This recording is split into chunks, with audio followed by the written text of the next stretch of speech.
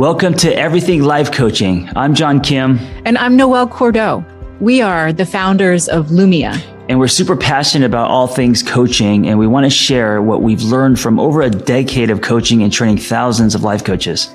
Let's dive into the science and magic of coaching. Hello, everyone. Noelle here, and welcome to Everything Life Coaching. It is my deepest pleasure to have Rena Martine, a Lumia alum, a rock star who launched a six-figure coaching practice right out of the gate, a human who has coached over 100 women one-on-one and is now, in addition to being a fantastic coach, a sexuality educator, now a viral TikToker, and you are really catapulting into the world with your new book, The Sex You Want. Rena, welcome. I'm so happy to be here. Yay. Yay. Well, let's orient everyone to who you are in the world. I've known you for a while. It's been such a pleasure personally in following your journey. Please give us the cliff notes of your story, because your story is so great, from prosecutor to sex expert. How did we get here? Yeah. Okay. So cliff notes, I will try to make them as cliffy as I possibly can. But I was a prosecutor, deputy district attorney with the LA County DA's office for 14 years and specialized in sex crimes, child abuse, and domestic violence cases for the majority of that career. And about 10 years in, I reached my burnout point when it came to sex crimes. I realized that there was only so much I could do in a system, in a justice system that doesn't always provide the justice that victims and survivors need. So I started prosecuting other kinds of cases within the DA's office and really fell out of love with the job. And it became a job instead of a calling. And simultaneously to that, going on in my professional life, in my personal life, I was on my own journey of healing through sexual shame, of figuring out, what's wrong with me. Spoiler alert, the answer was there was nothing wrong with me, but, what's wrong with me that I don't want this conventional white picket fence, monogamous, vanilla life. I was married at the time. I had a lot of great friends. My life looked really good on paper. I had a great career, but I was still unsatisfied. So I was going through my own personal journey of working through that. I was in therapy for several years. I was devouring the books and the podcasts, and I came out the other end like with this kind of new lease on life, like, oh my God, this is what it feels like to live. And so I thought to myself, if I could help one woman do what it took me years to do in a much shorter period of time, I would feel like I'm still of service. I would feel like I would have perhaps a chance at a second calling in life when it came to my career.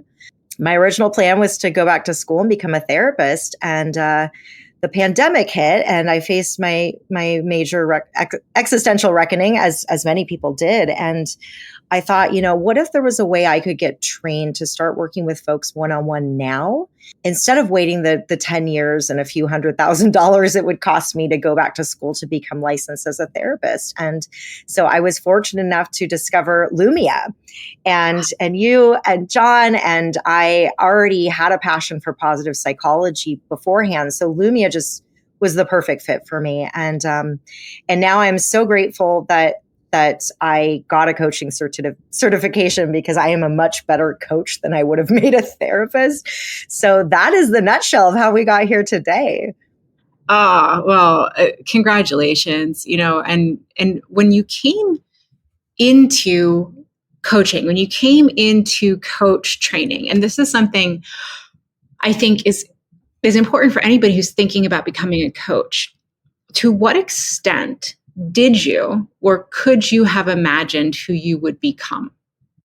Oh, Noelle, I'm sometimes tempted to say this is a dream come true, but I could not have fathomed the dream. I could not have fathomed the life I have now. And I have these beautiful full circle moments. I had one recently when I went to go see Emily Nagoski speak. And for those who don't know her, I know you're familiar with her, but she wrote Come As You Are. She has a new book out called Come Together. She is a New York Times bestseller. She, in my opinion, is the godmother of modern sexuality. And I was at her book event here in LA, and as I was there, two women who I didn't know, who recognized me from Instagram, approached me and wanted to buy my books from the same bookstore, and they were there, and so I was able to sign those, and you know, they bought them from the store, and that was just one of those, oh my God, if you had told me years ago I'd be signing copies of my book at an Emily Nagoski event, I never would have believed you. And this is, you know, not to brag, but I think we should all brag more often, but to say like the future is unwritten, and that is so freaking cool. We just don't know what's going to happen. Yeah. And I mean, what a beautiful tenet of coaching itself, that all of us have the capacity to write into our future based on what's going well in our lives, the strengths that we have, what's showing up. And then, you know, also taking the time to bottle moments like that, savor, put them in our back pocket, pull them out on a bad day and be like, well, that was a lovely memory to dip into for this moment. Yeah. Some people know, some people may not. I know, you know, my background is human sexuality also. And when I was starting out in this space, you know, folks would ask me, why are you pursuing a PhD in human sexuality? And the answer was, well, sex is really fun. Like, sex is really fun to talk about and think about. And so if I'm going to do something with my time, like, I like this world, you know, like I like these topics. What's your relationship to that premise? Yeah. I mean, it's funny because I've worked with sex for a very long time because I was a sex crimes prosecutor. And at the time that I was doing it in the legal world, I was almost approaching sex like a food inspector would be approaching food. I was always on the hunt for danger and looking at all the ways that this thing can go wrong. And now I get to approach, if we're going with the same analogy, approach sex the way a chef would approach food, as this thing that brings us just deep delight and pleasure. It's something that we all partake in. You know, food is something that's universal, and sex is pretty universal, except we have a really hard time talking about it. And so I love that there's so many different ways to approach this thing that we're all either doing or have done or want to do for the most part. And really there's an endless number of ways to pull those threads from the general universe of sex itself. Yeah. So like, in the world of coaching, we get to say the quiet part out loud, you know, so often as a coach. And the way that I think about it is the analogy of having a lighthouse and a flashlight. That when you are working as a coach, saying the quiet parts out loud, you are a lighthouse. You are a beacon to others. Delicious food, delicious sex, all of it. And then when you're in session with folks, you put the flashlight on to look at the dark spots that your individual client might not want to see. What was it like for you to make the journey towards saying the quiet parts out loud? Ooh, like for me personally in my own life?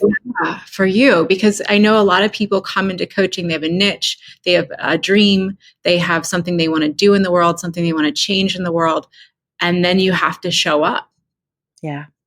Yeah. And, you know, when we're talking about these kind of watershed moments, right, that we can put in our back pocket, one that I discuss a lot, you know, I talk about in my book, I've talked about in the TEDx talk I gave, is one Monday night as I was sitting across from my therapist, who I'd been working with for a long time. At that point, she said to me, Rena, there is a scream buried deep inside of you, and it's dying to get out. And like that one statement was the key that unlocked my proverbial prison of my own making, right? I thought, well, I don't have a choice. I have to do these things. I have to follow this script. And it was the next day that I went to my then husband and I was like, I don't want to be married anymore. Wow. And that was, you know, as far as giving a voice to something, because as soon as she said it, I was like, you're right. You're absolutely right. And having somebody who I respect her so much and I worship her, and seeing me so clearly and seeing that and putting a name to that, I will never be able to stop thanking her for those words, because those were the magic words for me. Yeah. Wow. And way to live into it, right? So, you know, some of the topics that you've been writing about are polyamory and threesomes, same-sex attraction, fantasy. These are topics that most folks don't tackle head on. Two questions here. How does it feel to be leading the charge? And what has the reception been like? Ooh. How does it feel to be leading the charge? I recognize that I'm coming from a place of privilege here. I am an able-bodied, cisgender white woman living in a major metropolitan area in a progressive state. I live in Los Angeles. And I'm also somebody that people have some regard for because of my background as a prosecutor. And so, we don't have a lot of examples, especially if we're talking about polyamory in mainstream media of it going right and it working well. And I know there are a lot of folks who don't have the privilege to be able to talk about these things for a variety of reasons. And so I am just so honored that I'm in a place where, one, I'm allowed to talk about this, but two, that I can take what I used to do for work and say, look, I was as straight-laced as they come professionally, and look how much joy these unconventional, and I'm throwing that in air quotes, or non-mainstream practices have brought to my life, and using that as a way to help others. And, my book starts off with a story about me visiting a sex worker, which is still technically illegal in the state of California. And so saying, I'm throwing myself up here, I'm throwing my life and my stories out here as a way to help you feel not alone. Because I didn't have that really throughout my own journey. And that's truly what I needed. So yeah, that is cool. And then the second part of the question, which was, how has the reception been? It kind of depends on the audience that we're talking about. So I teach, one of the platforms I educate on is called Peanut, and they have several million users. It's an app for women who are on their motherhood journey, either trying to conceive or pregnant or are moms. And I've been teaching a few classes on there twice a month for the last few years. And the topics that really land with folks there are so interesting. The most popular topic I teach is called "So You Want to Have a Threesome?" And Peanut now has told me, they're like, Rena, just keep coming back and teach that class once a month, because like our numbers of attendees are just through the roof when you teach that. And like we tend to, and I get to see how many women out there are living in these very conventional lifestyles. They're moms, they're at home, and they're just dying to do something different. And that is super cool. On the other hand, I will have people in my personal life who get a bit offended at how often I talk about ethical non-monogamy and polyamory, because it can feel threatening to somebody's sense of their own worldview, especially if you are in a monogamous relationship. These questions will start coming through your head like, oh my God, is my partner going to come to me and want that? So overall, I'd say the reception to all of the things you mentioned has gone pretty well, but there are still people who aren't yet ready to hear this. And in my chapter in the book on non-monogamy, I say in there, I'm not here to try to sell you on this, but please, even if you want to skip this chapter, read it, because you will know someone and you can be an ally to them, because the rates of non-monogamy are going up and those practicing it ethically. And so I urge folks, if it comes to sexual fluidity or kink or non-monogamy, and you do end up picking up my book, don't skip past those chapters, because even if they do not apply to you, I guarantee at some point they will apply to somebody who you know and care about. Yeah, absolutely. And what I really respect about the way that you crafted the book and the way that you've crafted your practice is that you've not just relied on your own story.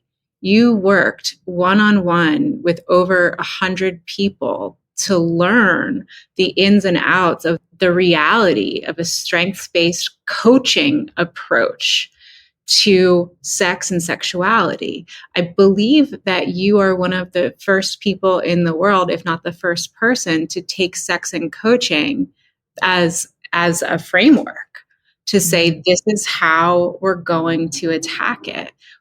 How did what did you learn through that process? What was that process like for you in developing yourself? Yeah. And I love that you pointed that out, because in the truest sense of the word, I'm more of a women's empowerment coach. And there's so many of those out there, but my approach is through the bedroom. So I say your path to empowerment starts in the bedroom. Because if you can become shameless when it comes to sex, the most hidden part of who we are, the thing that we are shamed the most for as women, and if you can become shameless when it comes to that, by definition, it's going to spill out into every part of your life. And so I will work with clients. I'm not a career coach, Noelle, you know that. But people who are like, yeah, I quit my job as a result of the work we did together, or I started laying down boundaries with family members. I mean, these big life-changing things that extend beyond like, okay, I can have better orgasms now, or I'm not getting triggered during sex.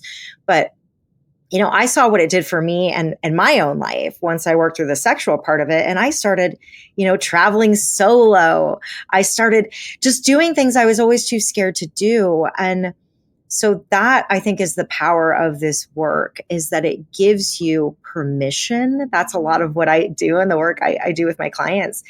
Gives you permission to say, I'm going to do something just because it feels good, and that my happiness is actually a good enough reason to want to pursue anything I want in life. Yeah, absolutely. And that is such a core component, I feel, of understanding why sex and sexuality is important to talk about. When we look at Kate Hefferon's theory of happiness, or theory of flourishing, really, what are the components of flourishing? It's a third achievement, a third contentment, and a third hedonic. And to me, sex bridges really all three in a very primal, multifaceted, fundamental way. I know that one of the things that you talk about a lot is fantasy. And I love that you talk about fantasy, because it seems like a really accessible way for people to begin saying, well, what does contentment look like? What does pleasure look like? What does achievement look like? What have you learned about fantasy? Oh, so much, Noelle. And also, there's a lot of great research that's kind of coming to the forefront just in terms of play and the importance of play as adults. And that's really what fantasy is, a chance to reclaim the type of play that we did as kids that wasn't outcomes based, that was just, we're pretending to be princesses or bakers or cops or robbers, right? And we're doing it for the sheer delight of it, not with an end goal in mind. And fantasies themselves are these unique windows into our underlying emotional needs. And I'll give an example to kind of show how that comes into play. But I love hearing about other people's fantasies, because it shows me, it's like a diagnosis of what it is they're missing in their life. But the most common one I talk about is sexual submission fantasies amongst women. So the data is telling us that 93% of women have had fantasies about being sexually dominated. And we look at the fact that 50 Shades of Grey was the number one selling book of the last decade. Yeah. And so why is that? What is the emotional need there? Well, the emotional need is that in a time where, as women, we are expected to make more decisions than we ever have.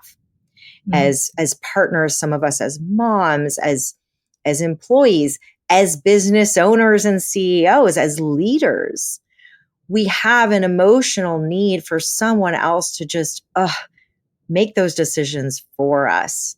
Yeah. And so that tracks. And fantasy is a way to start playing, but a way to also get curious about, okay, if I'm thinking about this thing, what is the underlying emotional need I'm trying to meet? And are there other ways in my life where I can start meeting that too? Whether it's, hey, I'm making a lot of decisions and I'm going to ask my partner, can you plan dinner 3 times a week? Can we split that emotional labor, right? It's this beautiful glimpse into what you're actually craving in your life overall, not just what you're craving in the bedroom.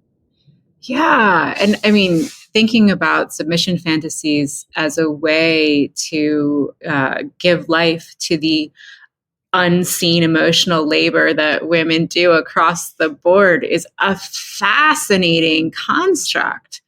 You know, incredible. So this is a great opportunity to throw coaching in. So what do we do with it? You know, I know that one of the differentiators about your book is that it comes with so many great exercises. And you said that often the difference between an idea and change is homework. Yeah.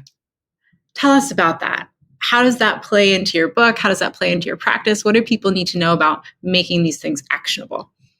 Right. So I take pride in the fact that this book doesn't just talk about the thing, it tells you how to do the damn thing. So if we take the BDSM example, there's a whole chapter in my book on, it's called Be a Good Girl. And we talk about why there's a whole chapter in the book because 93% of women have had these fantasies. Okay, cool. So what do I do with that, Rena? I give you tools how to start getting curious about what those fantasies are. So I advise folks, go take the BDSM test, which if you're curious and you're listening, it's bdsmtest.org. If you're partnered, have your partner take it too. And I walk people through, all right, now this is how you compare your results. Here's how you start indulging in those. Say you've never played at all when it comes to power exchange in that way. A tool I recommend in the book is use a sleep mask and practice surrendering control by blocking out one of your five senses, right? Your sense of sight. And that can be the babyest steps. So I talk about baby steps and babyest steps a lot throughout the book. I give you apps to try that these are, I'm not being paid to recommend, specific companies. I give you products to try. I tell you, okay, you're looking for ethical porn, for example, go to these websites. Oh, you're looking to find a playmate for a threesome. Try these websites. And because I think that's the kind of guidance that people need. And when I was going through my own journey, part of the reason it took me so long was that I had the therapeutic part of it. So I had my therapist who was helping me work through the shame, but then I was kind of left on my own, like, all right, well, how do I find a play party? What is this fantasy that I have? Like, I had to go find all of that information, and education isn't the same as guidance. And so I'm taking the guesswork out for you. And that's what I do with my clients too. I'm like, okay, this week, what about you go and you buy one thing, right? Or, okay, you've made your list of 27 things, your bucket list. Let's pick one off this list and find the babyest step that you can commit to doing this week to getting one step closer. Like, I have a client now who had said, I want to start taking more pride in my appearance. That was on her list. Mm-hmm. I said, well, okay, what does that mean?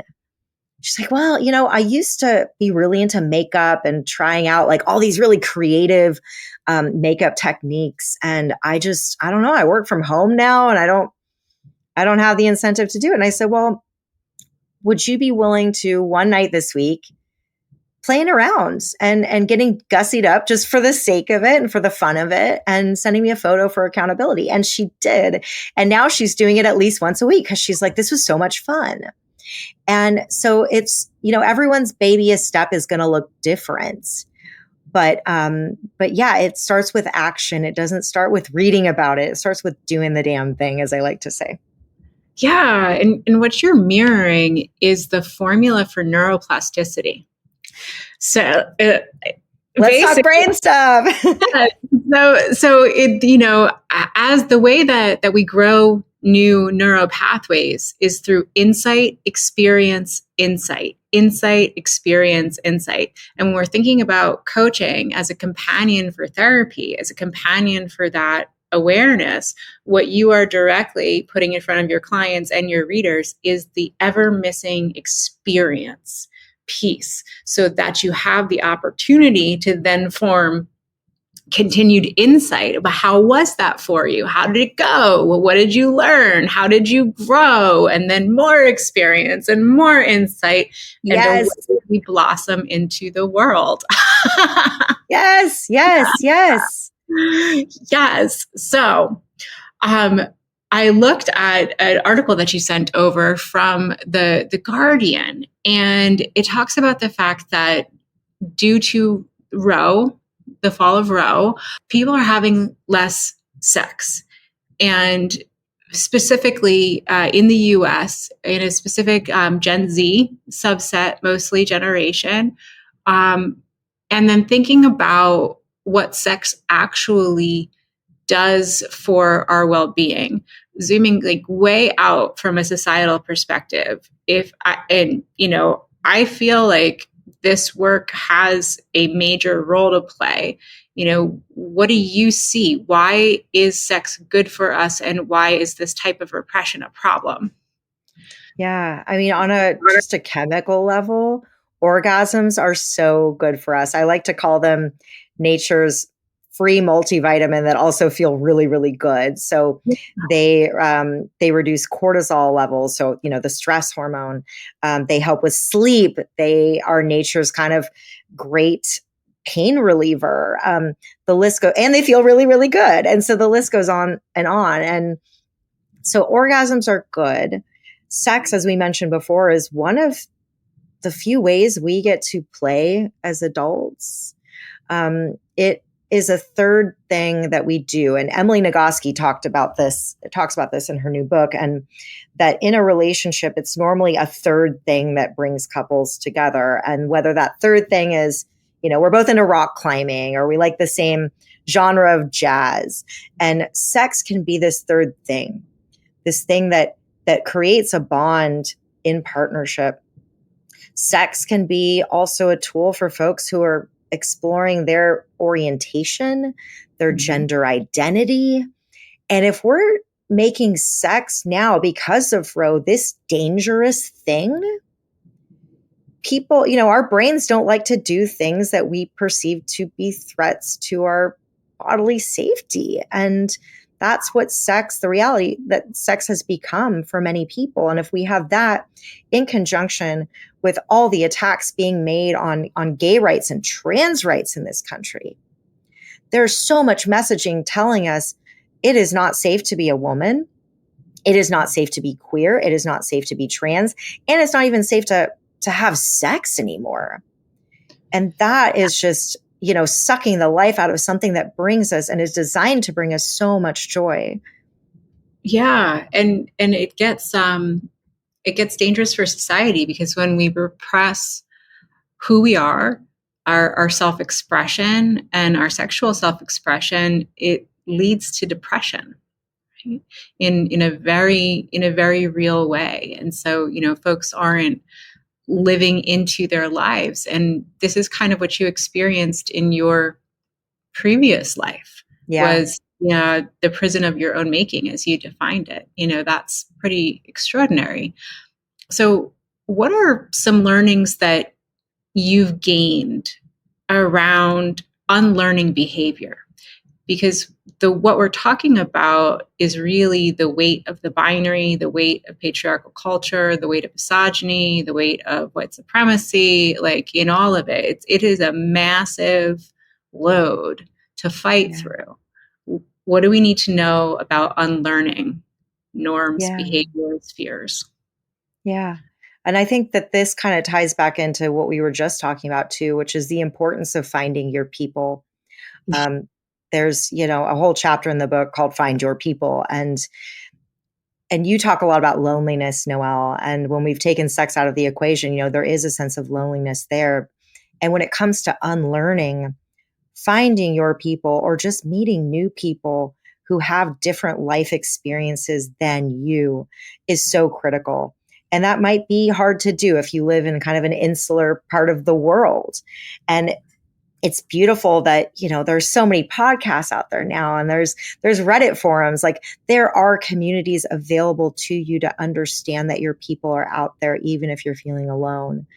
In terms of unlearning, and I'll give like a little tip that I walk my clients through is we do an external messaging inventory.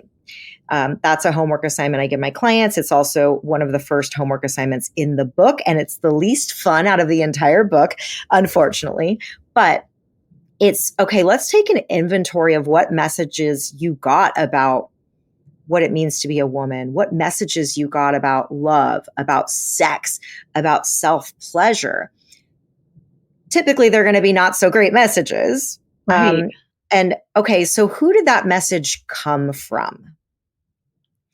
How is that person's lens different than mine, such that I can see where they're coming from? So, for example, say you got the message about sex that it's supposed to be saved until marriage, and that message came from your mom. Okay, well, how is your mom's lens different than yours? And has she done the thing you're trying to do? And it might be, no, my mom was raised in a really religiously conservative household. She was never encouraged to go to college, right? All these things. And so we can start to see that we're all behaving as rational actors here based on our own reality.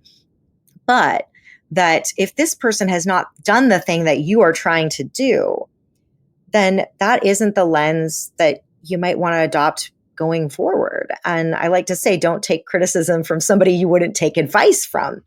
And that's really what we're talking about here. How do you begin to dismantle these? Okay, well, what are the stories I've adopted as my own? Are they my own? Who did they come from? And do I still want to carry those with me? Yeah. And it sounds like too, building that relationship with the self of even learning to build that muscle of defining what you actually like. Yeah. Is such a fundamentally simple idea, but one that's actually like pretty foreign. And it can be simple, right? So just thinking about a starting point with sex positivity is, what are sensations in your body?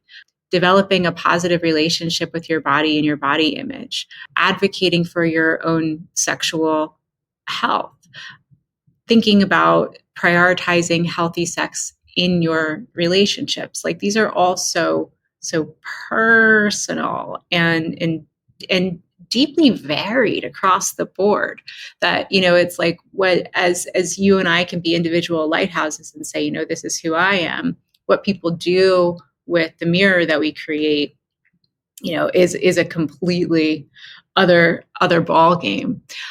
To that end, if we're thinking about non-monogamy, which I love as a topic. Yeah. It's one of the areas that I worked on in graduate school. It's one of the identities that I hold as a polyamorous person. Why do you think it's important to show a slice of life that is rare, I think, truly? Why is that important? Well, first of all, we've got a lot of folks practicing unethical non-monogamy, i.e. cheating. And our infidelity rates for women are going up year by year. And we are catching up to men whose rates have stayed pretty constant. Yeah. So infidelity is rampant. And when we're talking about infidelity, we're talking about a shame cesspool, because there is a shame that comes along with being the person cheated on. There's a shame being the person who strays normally too. There's so much shame there. And not to say that E&M or ethical non-monogamy or polyamory are the cure-all to cheating and infidelity, because people do it for a variety of reasons. But if there's this thing that is now so prevalent, isn't it time that we have an open and honest discussion about whether there are different ways to live and love that might suit us better? And I am proud to say, I don't have the perfect, air quotes, because there's no such thing, romantic life, but like, and yeah, there's so many hard conversations that have to come along with being polyamorous. But, I've been with my primary partner for over 5 years now. And we have our other people too. And I stumble and people get, hurt here and there, but I've never felt so free and in integrity with who I am as I do now. And for folks who are like, yep, no, I'm firmly in the monogamy camp, that's all good. But there's so many good lessons to be learned from the polyamorous community in terms of good communication in terms of giving a name to jealousy and uncomfortable emotions. Like, we are forced to have these conversations because you can't do E&M without them. And I think if there were more of these conversations happening in monogamous relationships, we would see a lot healthier relationships. I agree. And the space that I kind of take it from, and why I self-disclose, is because I feel visibility is really important. Yeah. In all the ways. And a lot of times when we look at society, a question that I ask is, well, how did we get this way? How did our normative standards become the way that we are? When we look at, civilization from an anthropological perspective, there are so many different communal standards, relational standards, family structures, standards of sexuality. And, as we're looking at the world now, a lot of the way that it's set up isn't working for people anymore. Yeah. And things are changing. They are. And, a book that I'll throw out there, Untrue by Dr. Wednesday Martin, is so good because it talks about how pretty much everything we thought we knew about infidelity when it comes to women, about sexual desire, is actually wrong, and how the new science can set us free. And the book is just fascinating. I love it. I recommend it to anyone with an earshot. But she discusses how we got here, and from an anthropological perspective, from a capitalist and patriarchal perspective, and why monogamy, right? And the history behind it, and why so many of us are struggling with it today. And anyway, I can't give the book justice in just a couple minutes, but it is probably my favorite on this larger topic that we're discussing. Yeah, absolutely. And when we think about how we move thought leadership into the world, it is a drop in the bucket, but it's an important drop because it causes a big splash, and it signals to other people to think differently, to look up and out, to begin thinking about the world critically, and differently. Sitting where you are now, an example of a person who was unhappily married, sounds like, not in touch with yourself or your sexuality, a prosecutor, and then moving to this space of self-defined freedom, reclamation of body, self, soul is quite extraordinary. And so looking at that process implicitly and saying, well, what is it about Rena that we can learn from, and what can we glean from the trail that you're blazing, I think is a really important question. So first I want to say thank you for doing this work and being who you are. Thank you. And if we're talking about all the different points along the journey, if I would not be here had it not been for the work that you've done in the world, Noelle, and creating Lumia. And so I'm sending that thank you right back to you as well. And it's hard to do this work. It's hard to be somebody out there with a book, with talking points on TV, with a fan base, with notoriety, with comments and Instagram, and all of those things. And it requires an extraordinary amount of grit and bravery. Why this? Why now?